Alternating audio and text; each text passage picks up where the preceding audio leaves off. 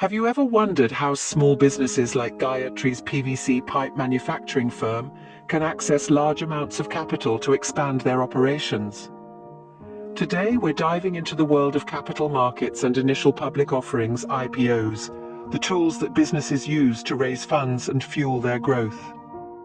Imagine a marketplace, not the one where you buy your groceries or second-hand cars, but a marketplace for financial products. This is where you can trade stocks, bonds, currencies, and other financial assets. We call such markets, quite fittingly, capital markets. These markets help ambitious individuals become entrepreneurs and small businesses grow into large corporations. Before we delve deeper, it's important to understand the suppliers and users of funds in the capital markets. The suppliers include banks, institutions, pension and retirement funds, life insurance companies, charitable foundations, and individuals with savings accounts who generate surplus cash. The users of funds can include home and car buyers, non-financial companies, government financing, infrastructure investment, and operational expenses. To understand how capital markets work, we need to know their basic structure and how they function in these markets. Securities can be bought and sold in two types of markets. Firstly, there's the primary market.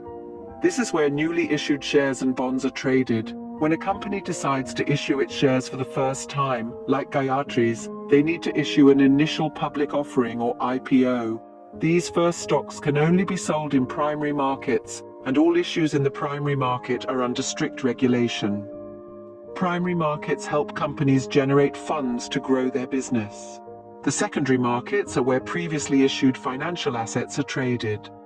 These markets are regulated by securities and exchange commissions and other securities regulatory bodies. Issuing companies have no part in secondary markets.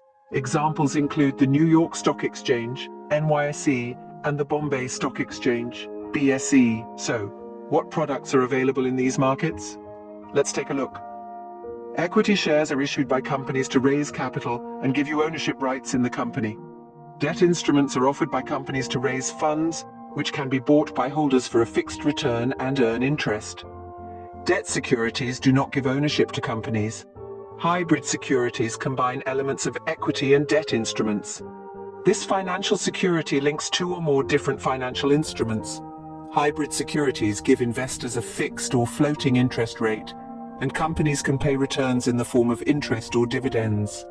Mutual funds aggregate money from many investors and invest it professionally and transparently in equity, debt, or a combination. They are regulated by SEBI. In summary, capital markets bring together sellers and buyers of financial assets in an efficient manner and help channel resources to build a healthy national and global economy.